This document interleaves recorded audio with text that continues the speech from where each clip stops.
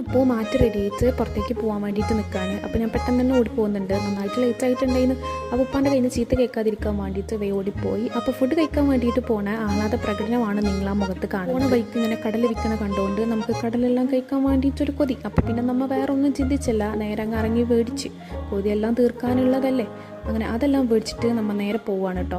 അങ്ങനെ കാറിൽ പോയിരുന്ന് നമ്മൾ നല്ല ലേറ്റായിട്ട് ഇറങ്ങിയതുകൊണ്ടും അതുപോലെ തന്നെ നല്ല മഴയെല്ലാം കഴിഞ്ഞിട്ടുള്ള ഒരു സീനായതുകൊണ്ടും നല്ല രസമായിരുന്നു കേട്ടോ. ടൗണെല്ലാം കാണാൻ വേണ്ടിയിട്ട് നല്ല കാമൻ കൊയ്റ്റിന്ന് ആൾക്കാരും കുറവിന്ന്.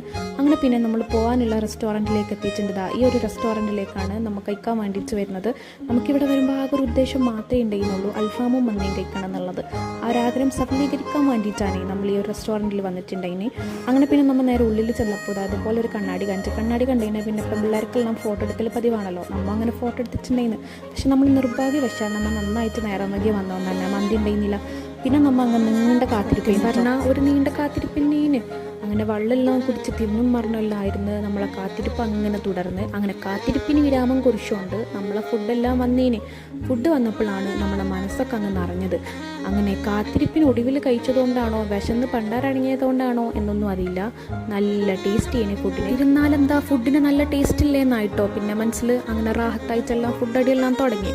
അൽഫാമിനെ പറ്റിയിട്ടാണെങ്കിൽ പിന്നെ പറയാനൊന്നുമില്ല. ഹണി അൽഫാമേന്ന് നല്ല ടെൻഡറി ആയിട്ടുള്ള ചിക്കൻ ചെയ്തിട്ടോ നല്ല ടേസ്റ്റ് ഉണ്ടായിനി. അങ്ങനെ ഫുഡെല്ലാം കഴിച്ചിട്ട് പിന്നെ പെപ്സി എല്ലാം കുടിച്ചിട്ട് നമ്മളെ ഫുഡ് അടിയെല്ലാം അങ്ങനെ കഴിഞ്ഞിട്ടുണ്ട്. അങ്ങനെ മനസ്സെല്ലാം നന്നായിട്ട് നിറഞ്ഞിട്ടുണ്ട് കേട്ടോ. അങ്ങനെ പിന്നെ നമ്മൾ നേരെ വീട്ടിലേക്ക് പോവാണ്. ഇനി ഉറങ്ങിയാൽ മതി. അപ്പം ഇന്നത്തെ വിശേഷം അത്രേ ഉള്ളൂ. ബൈ.